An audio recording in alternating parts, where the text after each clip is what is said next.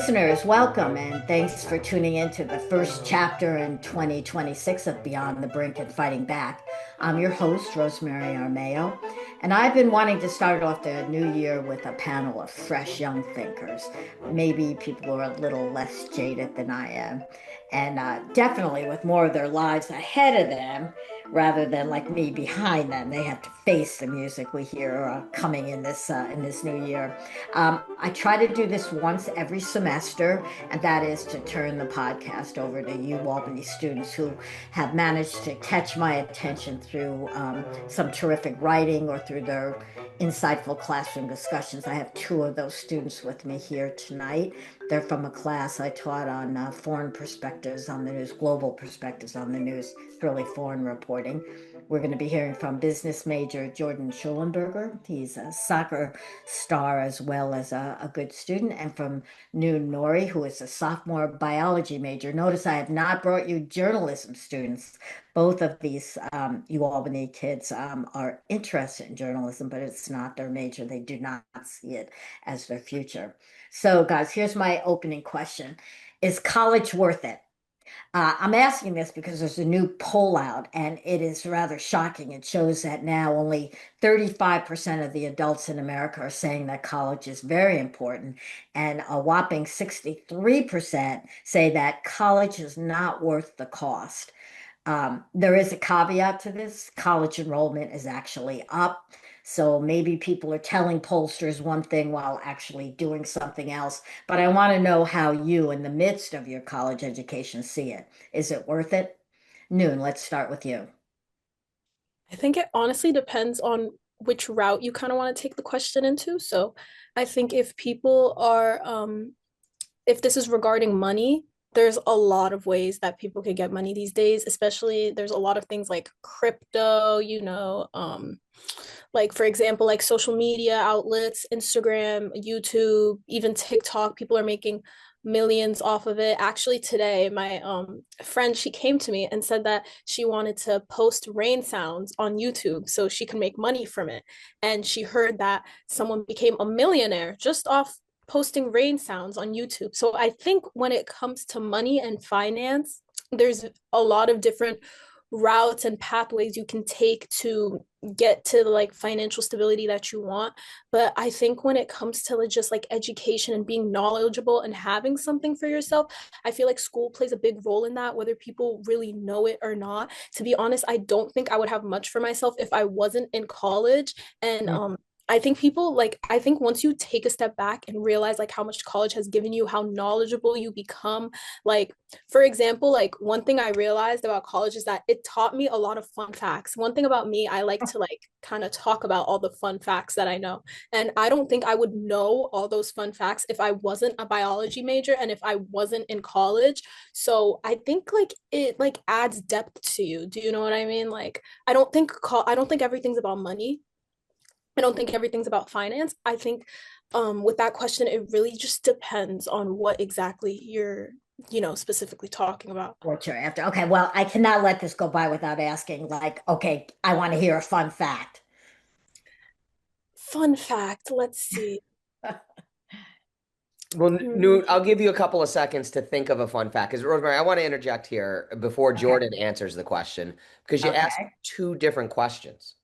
Is it worth it? And is it worth the cost that it is right now? Are Mm, two completely different questions. Because correct. is Okay. college worth it? Sure. Is college obscenely and outrageously overpriced and has gone with everything out with those inflation? Because again, when you graduated or when one of your sisters graduated in the 70s, you could pay for an Ivy League education at Cornell based on a summer job making minimum wage. You could work 10 weeks over the summer and make enough money making minimum wage to pay for a full semester of tuition at Cornell. Well, That that's a really good point, Zach. And you're right. I did not see it that way. And it is absolutely things have changed. I think you're seeing that in the poll numbers. It used to be in the 70s that the numbers are almost reversed. Well over 60% thought it was very important. Not any longer. I think that's reflected in it. And I don't know if Noon and Jordan we're putting words in their mouth. I don't know if they're able to judge right now while they're in the middle of a college education, whether it's going to be worth the sacrifices they've made to get into school. So I'll shut up now and let them get back to it. Noon, have you come up with a fun fact or Oh, fun fact. It doesn't really have to do much with biology, but I like my fun facts. Did you know that spiders, so when you see a spider, it usually means that you've geared from your daily routine because spiders actually memorize humans' daily routine so they could avoid them. So if you see a spider, that means you most likely geared from your daily routine and that you're doing something different at a different time. I don't know, that's it's like one that just came to my mind right now. That's a good one. Okay, so is this Jordan? You've heard Noon speak. You've heard a really good objection about the question or questions from Zach. What are your thoughts on this? Um, I mean, UAlbany is different from other schools for sure because I mean, at least for me being in Vermont, they matched our state tuition. So it's a little bit of a better deal. I mean, especially compared to other private universities that cost 80 grand a year. Um, and then being with athletics and stuff too, we get like grants and we get athletic aid and stuff so that it's different for athletes, but I mean, largely speaking, I think it's totally worth it. I mean, Mhm. if you take advantage of everything. I mean, there's a lot of organizations and there's a lot of cool people that you can meet. And I guess it's just being around a bunch of people your age that are interested in the things that you're interested in, and you can all develop together and learn together. I think that's something that you can't really get anywhere else. So, I mean, largely speaking, I think college is worth it. I mean, and I know that, for lower income families, it is becoming more and more of a hardship. Um, but I mean, for me, I think it is worth it. This is like a global discussion on how to conduct college. Many countries, Africa comes really to mind, they groom students for jobs that are open. So they're going to go for engineers, they're going to go for, electricians, electrical engineering, especially. They're not going for the classics, for the kind of well, journalism or English, those are just not majors that you see in great numbers in other countries. And yet, Noon, this gets to what you were saying. There's more to college than just ending up with a job. It's just knowing stuff. It's knowledge. It's passing on culture and art appreciation and love of music. Those things we lose when we just keep an eye on whether your college education will get you a job or not. But both of you, I notice, are interested in business. So maybe maybe I'm preaching to the choir. I mean, Jordan, go ahead. maybe I actually thought about I might end up changing my major pretty soon. But To what? I think I might change my major to journalism and then do a minor in business. All right, I got to you. That's great. I got you in my last class. Noon, why did you pick business? I'm a biology major. Oh, sorry, I'm sorry. You're right. You're a biology. Why did you pick biology? I think I always knew I wanted to do something in healthcare. I always thought that was like my like forte, I Hmm. guess. But also just like when it comes to me, at least college, if this actually ties into your question about is college worth it? If I'm gonna go to college, I want to do something that actually interests me. Like I'm not gonna sit there and take classes and kind of just like suck it up and bite the bullet if I'm not enjoying what I'm taking. And what I will say is that like that's also a reason why that I took a journalism class. Actually I have a minor in journalism. It's very random and it's not something Hmm. that I think I may like do something with after undergrad, but I kind of just added it because I was like, I don't know, I kind of want to, like I feel like those Good. credits are going to be fulfilled either way. So I was like, might as well do something that I like, you know what I mean? I think that's about Hmm. college too. Like Jordan said, like taking advantage of your resources. And like one thing I like took advantage of is actually taking classes that I like. So despite like my biology classes being very hard, they're very interesting. Like I personally very interested in it, which is why Yeah, it's a the good way to spend time. yeah. And I want to say, I want to move into my next question. We're speaking to Noon Nori and Jordan Shullenberger, who are students at UAlbany. They're sophomores, so they're in the middle of their college career. One good reason to stay in college right now is that the world outside is a mess. The economy is kind of shaky. We have wars going on in the Middle East and Ukraine and Venezuela as of this past weekend. The world is just a mess. So I want to know what you're thinking about that. Is your proclivity that I have to get out there and help fix things, or I'm going to figure out how to get a family and a job and just live my own private life? What's the inclination of people who are sophomores? I'll start with Jordan this time. I'd say there's two parts of my head. Like there's one part of my head that says I see a lot of injustice going on in the world, and I feel like there's some sort of like duty within me to try and help other people. And then there's another part of me that's like, what's stopping you from going and buying land in South America somewhere and then Right. just going living out off the land and off yourself and not having to worry about any of that. So, I mean, I'm not sure. I mean, I'm only 20, so I guess I guess we'll have to see where it goes and you know the people I meet along the way and with the education I get, see how my mind changes around that topic. So either way is possible for you right now. Yeah, yeah. You're going either way. Noon, how about you? I feel like in my head at least, because so I'm like a first gen and my parents immigrated here from Sudan. I think one thing is just becoming self-sustained and established and kind of like living up to what my parents came to this country for. So I think my head kind of goes more towards like building something for myself, building a career, building a life, Also, this economy is very, very tough these days, which leads people to go to grad school. And grad school is honestly like very expensive. I'm pretty sure that's a whole different discussion. But I think for me, at least, it's to just like have a stable job and career and kind of like, that mindset of like making your parents proud almost. Hmm. That's very interesting. And you think this point of view comes from your position as a first generation American? Oh, Just, a thousand yeah. percent. Yeah. I think one thing my parents always emphasized as like me growing up is how important education is. They always made it a top priority. So yeah, I think that's definitely where my answer Your comes from. parents are in that 35% who say a college Oh, a education is very, thousand very percent. important. They don't. Yeah. Well, okay, that brings us to another question that I want to ask you both about. Noon, you've already said you're first generation. Jordan, you come from a German background. You're a long time. Your family's long been established in the United States. So, what do you think, or do you think at all about it, of the new emphasis on deportation and ridding this country of immigrants?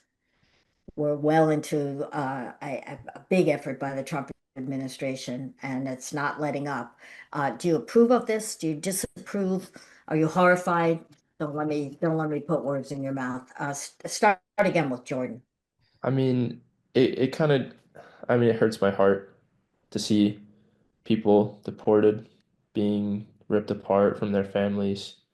I mean, something that we have in Vermont, and I know there are immigrant workers everywhere, but something that we have in Vermont is there are a lot of immigrant workers that come and work in our dairy industry because there's not a lot of, I mean, Vermont is the second lowest populated state in the entire country. So there's just not enough people to work at the farms here. So they use immigrant labor and obviously they're not US citizens when they come here. They're working on special visas and stuff like that. So I mean, and then the claims from the administration that you know they're all dangerous.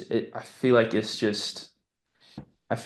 it's kind of just I guess some sort of I don't know ruse to try and get people pinned against each other about this topic. I mean, I feel like immigration has always existed in the US. And I feel like there have always been bad immigrants who come in and they do things, but there have been way more good immigrants that have had a positive impact on this country. And I feel like it's just, I don't know, it's trying to, I guess, tear our country apart in that sense. I guess it kind of gets back to this identity of like people fear other people that don't look like them. Like Hmm. you want to have this country that's a melting pot that, people, everyone looks like each other, everyone acts like each other. Well, the reality is that's never going to be the case. Right, So right. I don't know. It just for me, I think it's hurtful. Okay, so you are obviously paying attention to it. Noon, this question has a different impact on you. I know from having you in class that this is something you've looked at. And how are you feeling about the deportation policy now? Does it make you think differently about the United States? 1,000%. I think I've always kind of like had a certain view on the United States. Obviously, this country has done a lot for my family. And I always ask my parents this if they had the choice to go back to Sudan, if they would, this like before the war. And they said they wouldn't. This country's given them a lot of opportunities, but also this country's taken a lot from them at the same exact time. And I think what it is with kind of like this view on immigrants is that, like Jordan said, like, yeah, there's like immigrants who are doing like all these illegal things, but there's also other people who are doing all these illegal things. So why is it that they kind of look at immigrants and it's a problem when they do it? It's because because it's so easy to kind of like point fingers and blame other people for being the problem just because they're immigrants. So it's kind of like just this mindset of just like, kind of being like, I don't want to throw around words, but just having like a certain prejudiced view towards people who don't look like them. It makes people uncomfortable. You know what I mean? Mhm. I think that's what the US is built on, just like they're just closed-minded, uncomfortable. I think if one person that comes to mind obviously is our president, which is why all this deportation stuff going on, like it's like shocking, but it's not surprising. It's almost like the US is like bound to it at this point, like it's going to happen, like it's like a ticking time bomb. Like at some point, like I felt like I knew like Trump was going to like pull a scheme like this, I think it's just on his view on immigrants. He just like has like such bad view on them, which is honestly crazy Right. because his own wife's an immigrant, his parents are immigrants, this country is built on immigrants. Yeah, it's a political position. Yeah. That's Yeah. what would you ever consider going into politics as a career, Noon? I have considered it. I have considered it, but In sometimes I in the think that United States, you would stay here to do it. You would not mm, immigrate back to where you came from or to where your parents came from or to another place. You would do it in mm, in Sudan, it's definitely not safe to be no. so No, it is. political and yeah. In the United States, to be honest, I'm not sure. Like I have thought of maybe going into a field that had to do with politics just because it's something I do like to talk about. But also another thing is just like safety, just yeah. It's I don't know. scary. You're right. It's very scary to be a politician right now. We're hearing that Yeah. from, I don't know. Back a million years ago, I went into journalism because I thought it was a way I could really, like, change the world, make a difference. If I were doing it now, Yeah. making a career decision, it would be politics or law. I think they're the fields that are making action now. Jordan, how Yeah, I definitely have you thought have about thought, law. yeah, that's related. Jordan, how about you? Would you ever be a politician? Want to be a senator someday? I mean, yeah, I mean, as the young person in me looking around, seeing all the, corrupt leaders that we have, it makes you sort of want to step up. Guess it's like that. Yeah, I don't know. It's like that duty to try and be someone that isn't like them, to try and, I Right. guess, do right. But I mean, it would be hard. I mean, I mean, especially in Vermont, it would be hard because everybody is already like me. So, Well, Bernie can't be there forever. yeah, true. But Um, yeah, it's encouraging to hear that at least you considered it. When I worked in Bosnia, you would ask people 20 years old or in college, would you do you want to be a politician someday? And the reaction was shocked horror that you would even ask. No, they'd say, I'm not a thief. I'm not going into that field. So we're not quite as cynical as the Eastern Europeans are we? Even though politicians have done many bad things in the past. Yeah.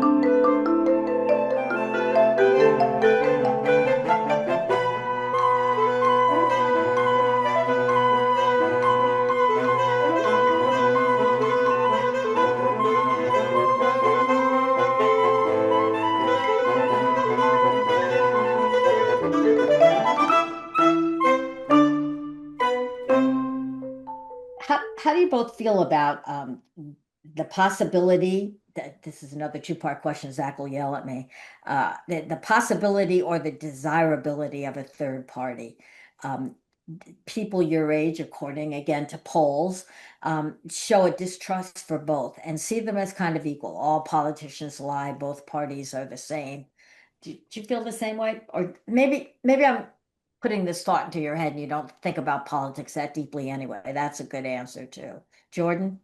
No, I mean, I'm definitely very into politics. And I think that, I've heard a little bit about the Green Party, um, and about stuff like this, but I don't know. I mean, when it comes to politics and politicians, I feel like a rule is that you should never elect somebody into power that wants power, because I guess it's kind of cliche, but it's said over and over again that absolute power corrupts absolutely. So somebody that wants all this power is just going to abuse it.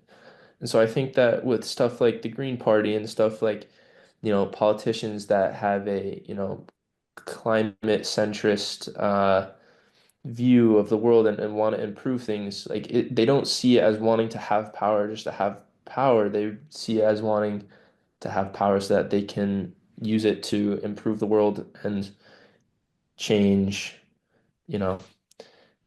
I see it that way, and I feel like a third party at this point might just be necessary because I mean we look at Democrats and Republicans at this point. There are a lot of corrupt people on both sides. There's bad players everywhere, and it's all because they want to be in power. They want to be at the top. I mean, right Stay now, there once they get there. yeah, and yeah, I mean it's stuff like this, and then there's also people that say they aren't corrupt, and they come out as not being corrupt, and then they take deals on the side and stuff. One of my favorite books is All the King's Men. Oh, great book. Yeah, it's stuff like that. Like it's pretty much inevitable if people just want power because they want to influence people. I mean, I don't know. That's just how I feel about it. Hmm. Okay. Noon, what are your thoughts on this? I think that whether someone goes into a political position of or becoming president or whatever government it is, I think that even if they start off with not wanting power, once they receive that power, they just act irrational. I think that I kind of have that mindset where it's like if there's a third party, like in my head, kind of, well, like I do have my political party that I stand with, but in my head, I just believe that adding a third party, I don't know, I just feel like at the end of the day, I've yet to see a politician who doesn't like yearn for power. You know what I mean?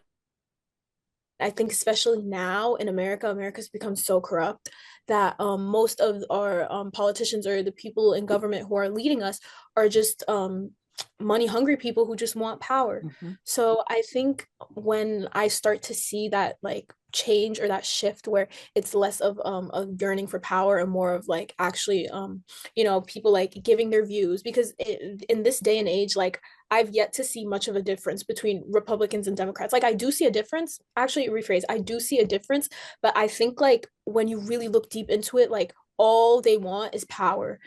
And I think also with a third party, there has to be like a specific distinction that makes them different from Republicans and Democrats.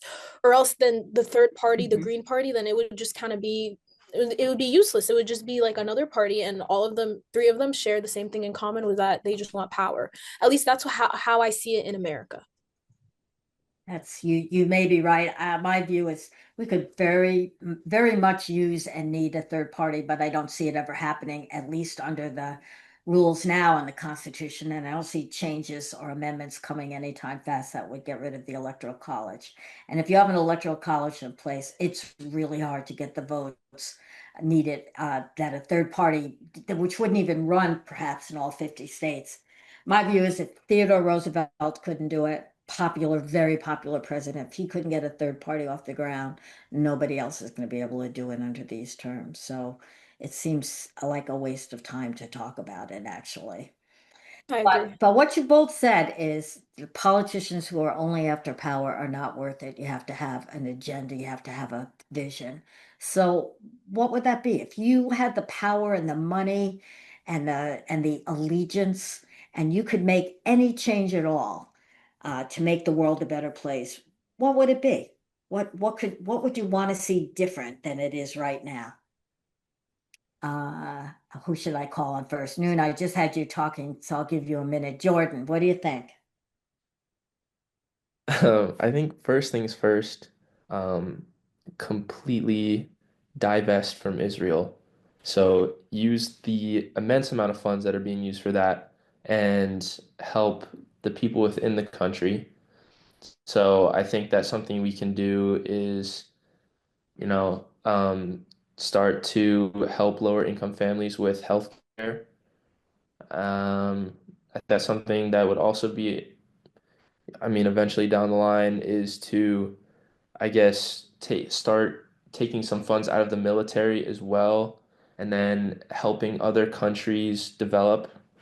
Um, and then, I mean, I don't know, it's tough because none of these things are going to happen within the near future. So, like, this is Yeah, kind of remember hard. I gave you absolute power. You're king of the world, so you could make that happen. And we'll get some comments about the first thing you said was divest from Israel. In this country right now, that can get you fired from a job for even thinking that way, saying it a lot. Yeah, Yeah. yeah. Do you have an answer for that? Do you have a response to people who say uh, Israel is the only democracy, our only friend in the Middle East, and we need to stand by them, and this No, is I not mean, a big problem of the world. see, I mean, the politicians that are saying that are receiving funds from APAC. So, I mean, at this point, I mean, it's just so like you just have to follow the money, follow the personal interest. And a lot of politicians, a lot of people working in our government are also Israeli dual citizens. So, I mean, it's just it's like it's like they have a hold on us. It's like they're controlling us. And then the atrocities that they're committing on Palestinian people is just unbelievable. And then the anti-Arab, propaganda that they're pushing as well. I mean, I don't know. And the propaganda within their own country, convincing their people that, of the same things. I don't know. It's like I don't know, it's like 1984 kind of. There's gonna be soon. I don't know. It's scary. It's a scary time. Scary time to want to be able to free think. It's a scary time to be able to um just want to stand up for people. I don't know. Those for those listeners out there who are thinking that I as host should step in and correct or moderate the views of a young person hitting on Israel, I can't because I think he's right. I agree with this. I think that we have been taken in as Americans by making Israel such a strong ally that we have cut off other voices. We have been party to, not just an apologist for horrible slaughter in Gaza. So I agree with them. So if you're going to be mad at him and write nasty letters, you can send them to me too. Noon, how about you? We're talking to Jordan Shullenberger, who you just heard talking. He's a sophomore at UAlbany, and Noon Nori is another sophomore at UAlbany. What would you do if you had the power and allegiance to make one big change in the world today, what would it be, Noon?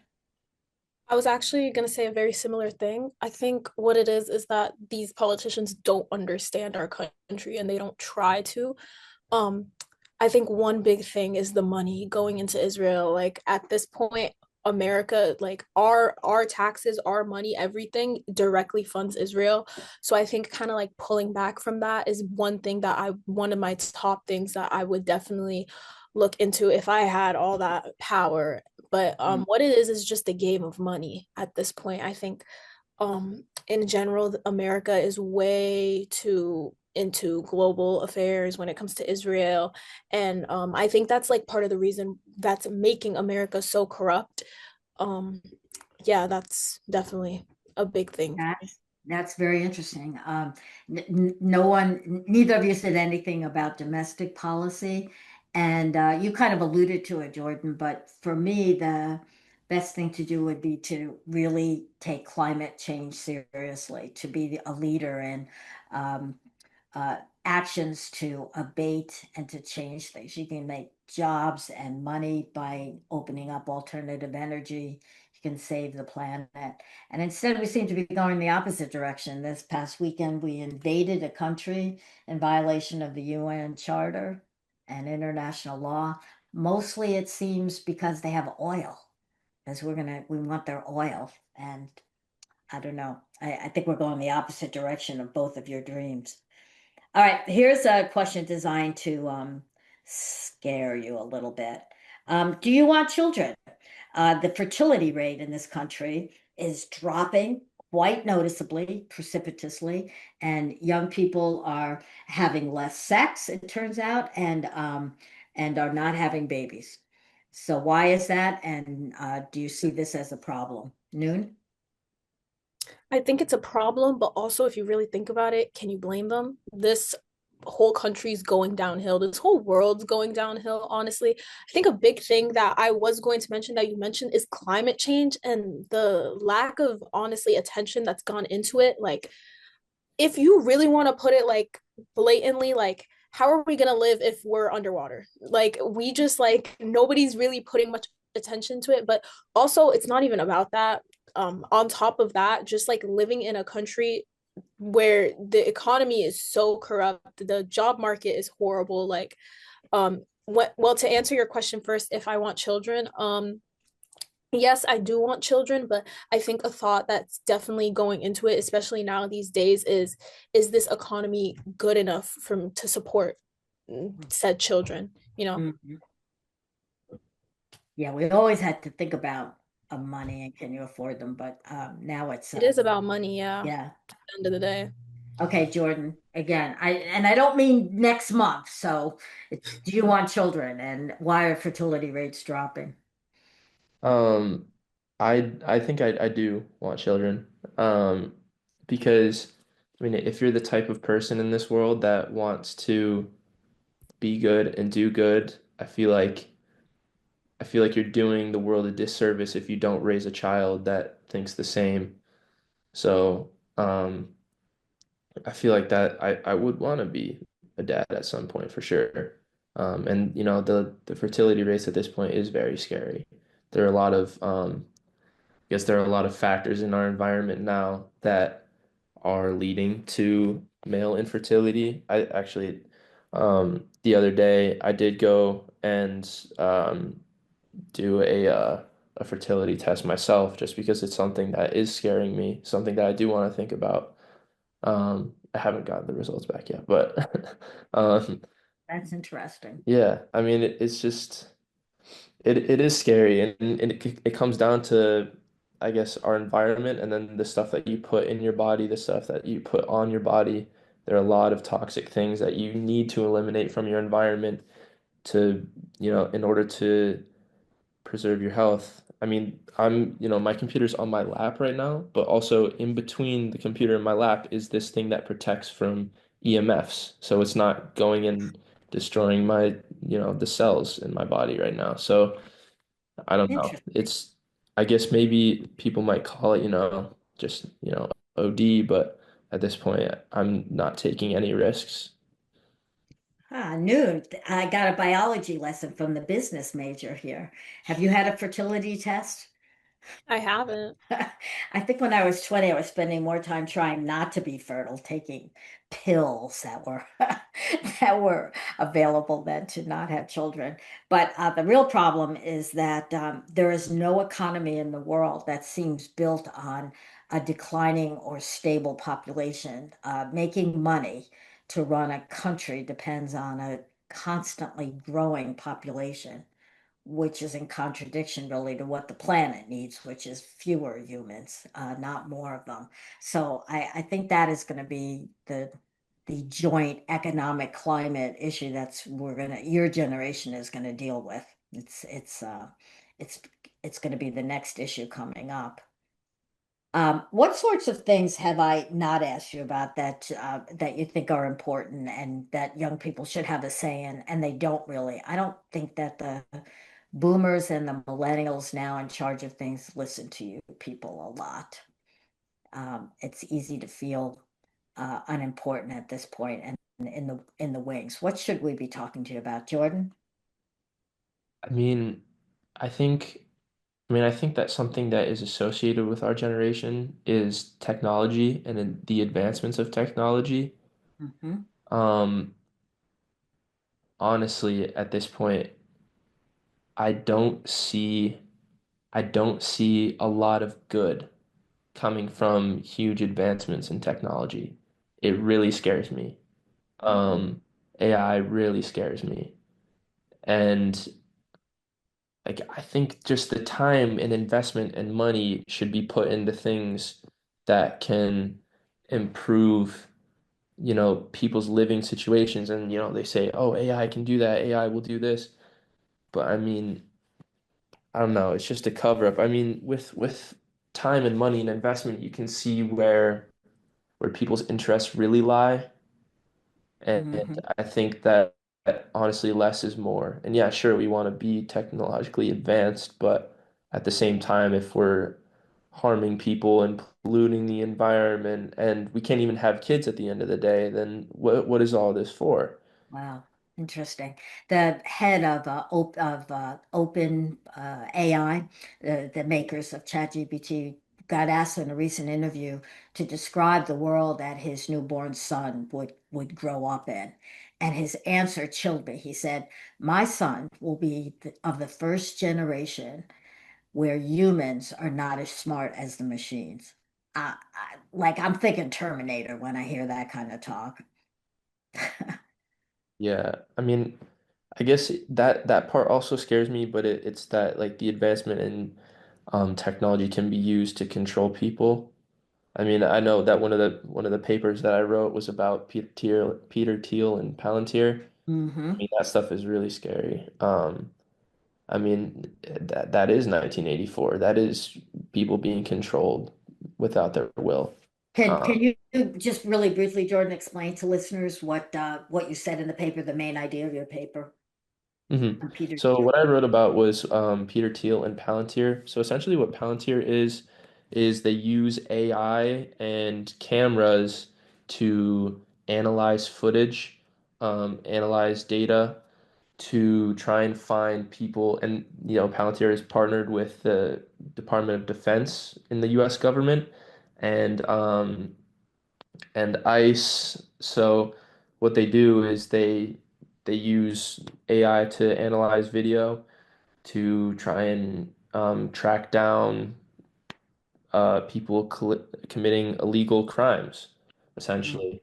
So they're used to find immigrants, they're used to find people that would be national security threats. Um, and I mean, there's, endless Say possibilities. bad things about the president. They Yeah. can, yeah, any way they want. Exactly. Yeah, they can. I mean, the possibilities are endless because now that footage and creations of AI are getting so indistinguishable between, what's real and what's fake.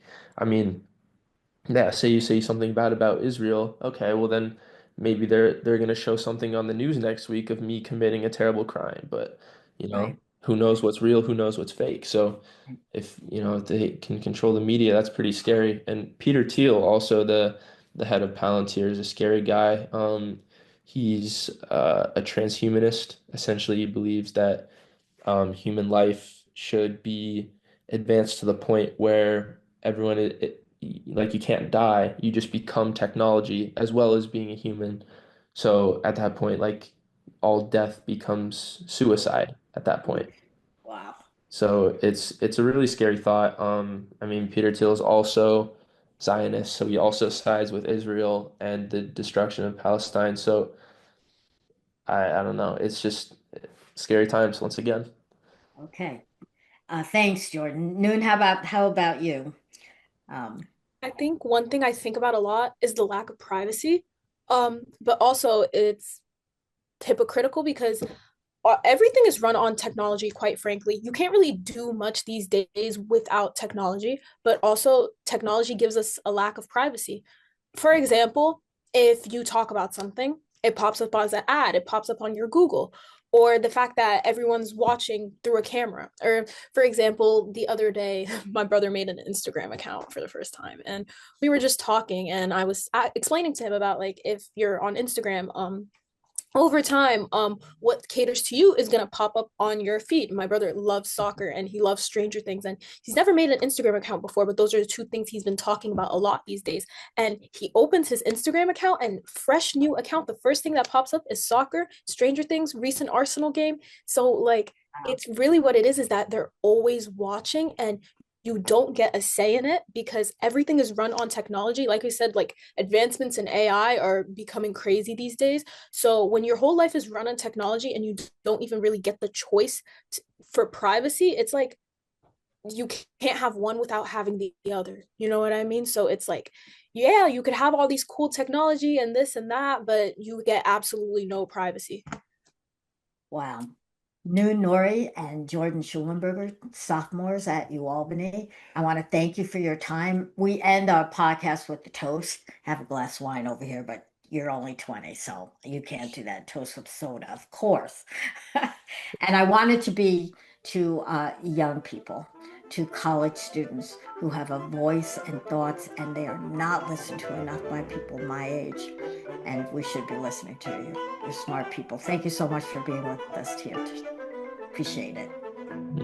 Thank you for having me. Yeah, thank you for having me as well.